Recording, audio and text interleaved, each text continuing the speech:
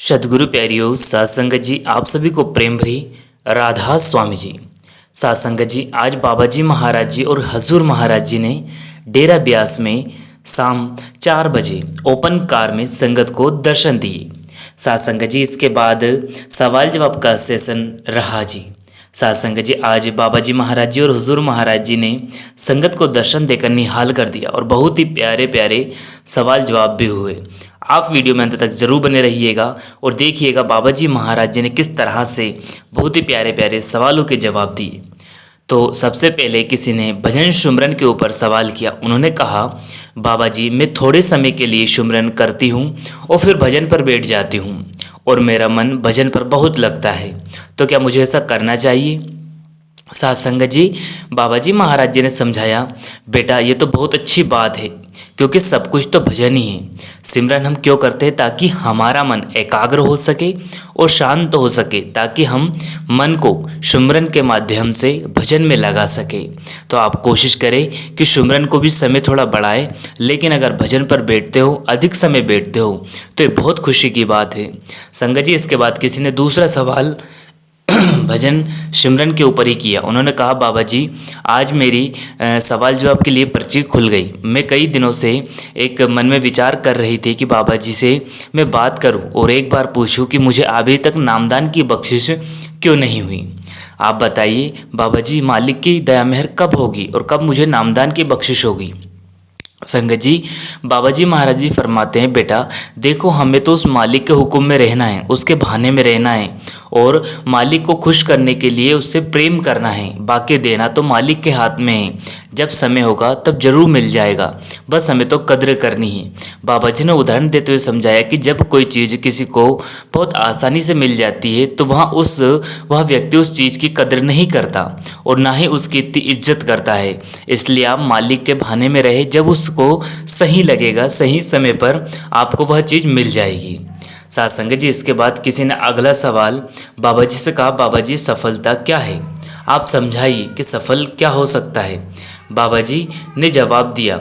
बाबा जी ने कहा कि बेटा हमारी नज़र में तो हर वो इंसान सफल है जिसका मन उसके काबू में है। यानी कि अगर जो इंसान अपने मन को अपने कंट्रोल में कर लेता है, वह व्यक्ति दुनिया का सबसे ज़्यादा सफल व्यक्ति समझा जाता है। आज हम सोच लेते हैं कि ज़्यादा पैसा कमा लेंगे, धन दौलत इकट्ठी कर लेंगे, बहुत ज़्यादा शोहरतें कमा लेंगे, जबकि सबसे ज़्यादा ज़रूरी अगर कोई चीज़ है, धन दौलत सब कुछ कमा लिया, मान सम्मान कमा लिया, उसके बाद भी हमारा जो मन है वह अशांत रहता है।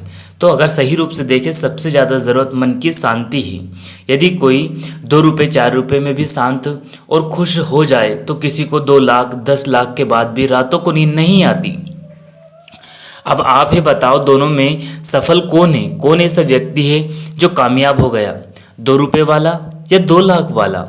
फिर किसी ने बाबा जी से पूछा, बाबा जी मुझसे गुरु घर की या फिर कहीं बाहर की किसी भी धर्म स्थान पर या फिर घर में सेवा का मौका आता तो मैं सेवा तो बहुत अच्छे से कर लेती हूँ लेकिन बाबा जी जब बात भजन सिमरन की सेवा पर बैठने की आती है तब बाबा जी मुझसे ये नहीं हुआ जाता, मैं क्या करूं? बाबा जी ने फरमाया, बेटा बाहरी सेवा तो इसलिए दी जाती है जिससे कि हम भजन सिमरन को आसान से कर सके। यानी कि बाहरी सेवा इसलिए दी जाती है ताकि हमारा मन झुकना सीखे, उसमें विनम्रता आए और उसके बाद हम भजन सिमरन आसानी से कर पाएँ। अगर आप सेवा करने के बाद भजन सिमरन ही नहीं करेंगे तो हम मकसद में कामयाब कैसे होंगे? जो हमने मालिक से वादा किया है मालिक से मिलने का, वहाँ हम कैसे पहुँचेंगे? असल सेवा बेटा अगर इस दुनिया में कोई है, सच्ची सेवा अगर कुछ है तो वह केवल मालिक की भजन बंदगी की है। यह बाहरी सेवा तो हमें सिर्फ हमारे मन में विनम्रता और प्रेम और झुकने के लिए दी जाती है। लेकिन अगर असल सेवा नहीं निभाई तो हम जैसे इस संसार में खाली हाथ आए थे ऐसे ही खाली के खाली रह जाएंगे और संसार को छोड़कर चले जाएंगे। आप कैसे भी करें, चाहे जैसे समय निकाल, लेकिन भजन सिमरन के लिए समय जरूर निकालें। फिर किसी ने अगला सवाल बाबा जी से कहा, बाबा जी मैं लॉ की विद्यार्थी हूँ और मैं लॉ की पढ़ाई भी करती हूँ और हमारे पैसे में कभी कभी जज को कड़ी सज़ा देने की भी अनुमति होती है, जहाँ तक कि मौत की सज़ा भी देनी पड़ जाती है। तो क्या इससे जज के कोई कर्म बन सकते हैं बाबा जी? आप समझाइए। बाबा जी फरमाते हैं, देखो बेटा, एक जज को उस कुर्सी पर इंसाफ करने के लिए बिठाया है ताकि वो सच का साथ दे और इंसाफ करे, और जज को ये फर्ज है कि वो सही फैसला सुनाए। इससे जज के कोई कर्म नहीं बनेंगे।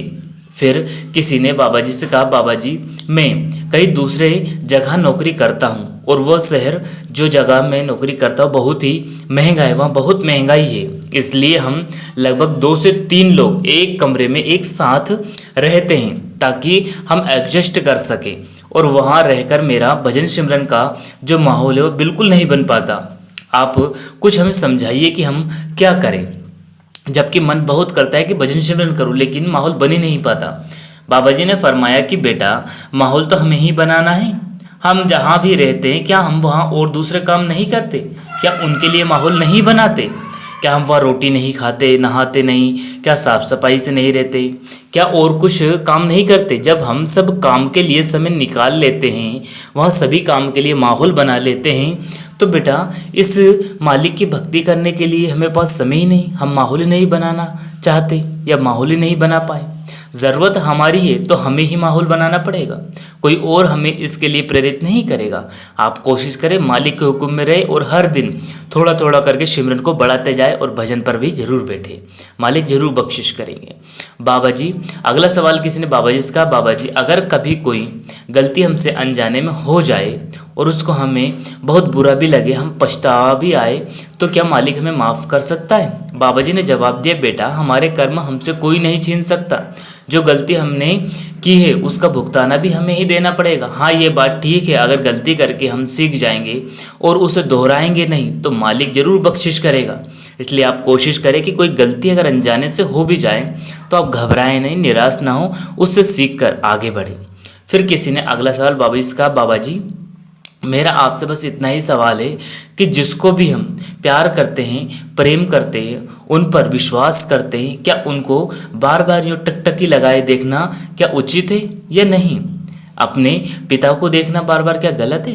बाबा जी ने उन्हें समझाते हुए बड़े ही प्रेम प्यार से कहा कि बेटा हर चीज़ का अपना एक दायरा होता है, और उस दायरे से ज़्यादा अगर हम आगे बढ़ जाएंगे तो फिर रिएक्शन होगा।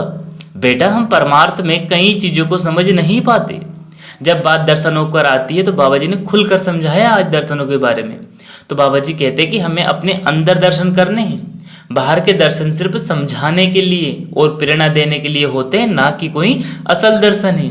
बाहर के दर्शन सिर्फ देखना कहते हैं। अब आप लोग क्या करते हैं कि मैं कहीं भी जाऊं, किसी भी शादी या फंक्शन में जाऊं, किसी के ब्याह में जाऊं, उधर सत्संगी ज़्यादा होते हैं बल्कि परिवार वाले कम होते हैं। बेटा दर्शन दिए जाते हैं, लिए नहीं जाते। अगर हमारे अंदर भावना होगी, प्रेम होगा उस मालिक के प्रति, तो ज़रूर बख्शिश करेगा वो परमपिता परमात्मा। फिर किसी ने अगला सवाल बाबा जी से कहा कि बाबा जी मुझे नामदान की बख्शिश करना, आपने दया मेहर करके आज मेरी सवाल जवाब के लिए पर्ची निकला दी, आप बस इतनी दया और कर देना कि मुझे नामदान की बख्शिश हो सके। बाबा जी ने कहा कि बेटा अब तो हजूर ही जाने, हजूर से ही पूछो, अब यही सब कुछ आपको संभालेंगे और यही देंगे। साथ संगत जी यहाँ सुनकर हजूर थोड़ा मुस्कुराए, और उन जो सवाल जवाब करने वाले जो भाई थे उन्होंने कहा, बाबा जी आप दया मेहर जरूर करना। तो बाबा जी ने मुस्कुराते हुए हाँ में सिर हिला दिया। फिर अगला सवाल किसी ने कहा कि बाबा जी हम अपनी जो आत्मा है उसके अंतर की आवाज़ को हम कैसे सुने, और यदि हमारी मन की आवाज़ है तो उसको कैसे पहचानें कि कौन सी आवाज़ हमारी आत्मा की है और कौन सी आवाज़ हमारे मन की है? बाबा जी ने फरमाया, बेटा यह अवस्था की बात है, अगर मेहनत करेंगे तो सब कुछ हासिल हो जाएगा और सब महसूस होना शुरू हो जाएगा। अब देखो शुरू में तो आवाज़ मन से आती है, क्योंकि इस समय हमारा जो दायरा है वह सिर्फ जिस्म तक सीमित रह गया है। बेटा जब हम शरीर से आगे बढ़ेंगे और हमारी आत्मा से ताल्लुकात होगा, तभी तो हमें आत्मा की जो आवाज़ है वह सुनाई देगी, क्योंकि वह आत्मा परमपिता परमात्मा की अंश है। उसे सुनने के लिए हमें परमात्मा की भक्ति करनी होगी। जब तक आप शरीर के दायरे में हैं तो मन की आवाज़ सुनाई देगी, न कि आत्मा की।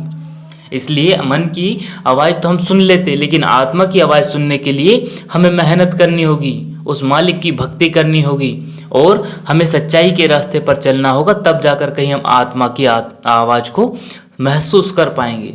फिर किसी ने बाबा जी से कहा, बाबा जी हम अगर सही रूप में देखें तो असल मुक्ति जीते जी है या फिर मरने के बाद है, आप समझाइए। साथ संगत जी, बाबा जी फरमाते हैं कि देखो बेटा, जब हमने जीते जी कोई चीज़ हासिल ही नहीं करी तो यहाँ कहाँ लिखा है कि मरने के बाद हम वह चीज़ें पा लेंगे या हमें हासिल हो जाएगी। बाबा जी फरमाते हैं कि बेटा, जैसे अगर मरने से पहले हम अनपढ़ रहें तो मरने के बाद हमें कौन MA BA की डिग्री दे देगा। तो इस करके बेटा हमें जीते जी ऐसी अवस्था बनानी है, इतनी मेहनत करनी है, और जीते जी अगर ऐसी अवस्था बन गई, उस मालिक की भक्ति कर ली तो मालिक की बख्शिश ज़रूर होगी। फिर किसी ने अगला सवाल बाबा जी से कहा कि बाबा जी, जो सत्य बोलते हैं, जो सच बोलते हैं और जो हमेशा अच्छा करते हैं, उनको इतना परेशान क्यों होना पड़ता है। बाबा जी ने समझाया, बेटा नहीं बेटा, सच की परेशान तो हो ही नहीं सकता। सच को सहन करना थोड़ा सा मुश्किल है, बाकी सच कभी परेशान नहीं होता। क्यों? क्योंकि जैसे दुनिया बनी हुई है, हर एक ने अपने मुताबिक, अपने मतलब, अपने स्वार्थ के साथ चलना है, इसलिए सिर्फ सच के रास्ते पर नहीं चलना। हमारे अंदर वह ताकत भी होनी चाहिए कि हम उस चीज़ को निभा सके, और अगर निभा ना सके तो इंसान डोल जाएगा और कहीं ना कहीं जाकर कंप्रोमाइज़ कर बैठेगा। तो साथ में ताकत भी ज़रूर होती है। बेटा, कोई जो मर्जी दुनिया में कहे, जो मर्जी दुनिया में करे, हम अपने रास्ते से ना भटके और मालिक के बहाने में रहे, मालिक के हुक्म में रहे, मालिक सब कुछ ठीक करेगा। फिर उन्होंने अगला सवाल बाबा जी से पूछा, बाबा जी मेरा दूसरा सवाल और है, बाबा जी भजन सिमरन में मन कैसे लगाएं ताकि भजन सिमरन आसानी से हो सके। बाबा जी ने कहा, बेटा ये प्रैक्टिस की बात है, बार बार, हर दिन, हर समय हम अभ्यास करते जाएंगे और रोज़ बैठेंगे तो वही काम आसान हो जाएगा। अगर आज कर लिया, कल को नहीं किया तो वही बहुत मुश्किल हो जाएगा और ना भजन सिमरन हम कर पाएंगे। अब देखो बाबा जी महाराज जी ने यहाँ उदाहरण देते हुए बड़े ही प्रेम प्यार से फरमाया, देखो जब बच्चा रोज़ स्कूल में जाएगा, क्लास में उपस्थित होगा और टीचर जो समझाते उन्हें समझेगा तो उसमें सब काम बहुत आसान लगना लग जाएगा। और अगर वहाँ क्लास में ना जाए, स्कूल ना पहुँचे और जो टीचर समझाते हैं उनको ना समझे तो वही काम उसे बहुत मुश्किल हो जाएगा समझना। वैसे ही अगर हम रोज़ रोज़ भजन सिमरन के अभ्यास में बैठेंगे तो हम जरूर सफल होंगे। इसलिए आप मालिक के हुक्म में रहे और विश्वास रखें और हर दिन थोड़ा थोड़ा करके समय भजन सिमरन को जरूर दें, सब कुछ ठीक होगा। फिर किसी ने बाबा जी से कहा, बाबा जी आप भजन सिमरन की ताकत मुझे बख्श दो तो मैं भजन सिमरन कर पाऊँ। बाबा जी ने हाँ में सिर हिला दिया। इसके बाद किसी ने बाबा जी से कहा, बाबा जी मैं एक सत्संगी हूँ और जहाँ मेरी शादी हुई है वहाँ कोई भी सत्संगी नहीं है। बाबा जी कभी कभी मेरे परिवार वाले बहुत ज़्यादा मुझसे बहुत कुछ कह देते हैं और मुझे बहुत परेशान भी करते हैं, मुझसे सहन नहीं होता। उस समय पर मुझे क्या करना चाहिए बाबा जी, आप मुझे कुछ समझाई दीजिए कि मैं उस भंवर से कैसे निकल पाऊँ और कैसे उन सभी का सामना कर पाऊँ। बाबा जी फरमाते हैं कि बेटा पहली बात तो हमें कभी भी कोई फ़र्क नहीं रखना, कौन सत्संगी है कौन गैर सत्संगी है, ये कुछ नहीं होता, क्योंकि है तो सभी मालिक के ही बंदे, मालिक ने ही सभी को बनाया है। इस करके बेटा अगर आप चाहते हैं कि वह आपकी सोच की कद्र करे, आपकी फिक्र करे, तो आपको भी उनकी फिक्र करना, उनकी सोच की कद्र करनी है। यहाँ तो कहीं नहीं लिखा कि जो हम सोचेंगे वही सही है और जो दूसरे सोचते हैं वह हमेशा गलत है। अब बेटा हमें मालिक के साथ रिश्ता जोड़ना है, वह कैसे जोड़ना है वह हर एक के ऊपर निर्भर करता है। तो आपने उनको आगे नहीं कुछ बोलना। बेटा अगर इस वक्त थोड़ी सी कुर्बानी देकर आप अपनी जिम्मेदारियों को प्रेम प्यार से निभा लेंगे, अपने आप उन पर असर होना शुरू हो जाएगा और वह तुम्हारी खुशी के लिए भी कुछ ना कुछ जरूर करेंगे। साथ संगत जी, इसके बाद किसी ने भजन सिमरन के लिए अगला सवाल किया, बाबा जी मैं जब भजन सिमरन पर बैठती हूँ तो मेरा मन एकदम से अशांत हो जाता है और मन में डरावने ख्याल आने शुरू हो जाते हैं, मैं क्या करूं? उसके बाद मेरा मन भटक जाता है और मैं सिमरन से उठ जाती हूं। साथ संगत जी, बाबा जी महाराज जी फरमाते हैं कि ये तो मन की चाल है, मन कभी नहीं चाहता कि हमारा मन भजन सिमरन में लगे, क्योंकि यदि मन सिमरन का रस ले लेगा तो फिर इसकी चाल नहीं चलेगी। इसलिए आप इनमें ज़्यादा इंटरेस्ट ना ले और अपने सिमरन को दोहराते रहे। मन भटक जाए तो भजन सिमरन से उठकर वापस 2-4 सेकंड के बाद टहलकर वापस से भजन सिमरन में बैठ जाएं और अपना सिमरन फिर शुरू कर दें। इसके बाद किसी ने अगला सवाल कहा कि बाबा जी मेरी माता जी किसी कारण बीमारी के कारण बेड पर आ गई। अब वहाँ सेवा और सत्संग के लिए बहुत ही इमोशनल हो जाती है। और जब मैं डेरे आया तो वह कहती थी कि बाबा जी से जाकर मेरी ओर से राधा स्वामी कह देना और कहना कि जल्दी मुझे सेवा पर बुला ले। तो बाबा जी ने कहा, देखो बेटा, आज जो भी अवस्था है हमारे अपने कर्मों की वजह से है। मालिक सब कुछ देखता है, लेकिन मालिक जब भी कोई हमें बीमारी या कुछ भी देता है तो वह किसी न किसी मकसद से हमारे कर्म खत्म करके हमें इनसे मुक्त कर रहा है। तो आप बिल्कुल बेफिक्र रहे और भजन सिमरन करते रहें। साथ संगत जी, तो यह डेरा ब्यास के कुछ लेटेस्ट सवाल जवाब थे जो बाबा जी और संगत के बीच हुए जी। आप जी को यह वीडियो कैसा लगा? अगर वीडियो पसंद आए तो भजन सिमरन का सफर यूट्यूब चैनल को जरूर से सब्सक्राइब कर ले और बेल आइकन कॉल पे प्रेस कर ले, जिससे कि आपको ऐसे वीडियो मिल सके। अंत में आप सभी को प्रेम भरी राधा स्वामी जी। शुक्रिया, टेक केयर। फिर मिलेंगे आपसे किसी और वीडियो में। तब तक आप जी अपना और अपनों का ध्यान रखें और वीडियो को लाइक शेयर कमेंट बॉक्स में राधा स्वामी लिखना बिल्कुल ना भूलें। फिर मिलेंगे। शुक्रिया, टेक केयर, धन्यवाद।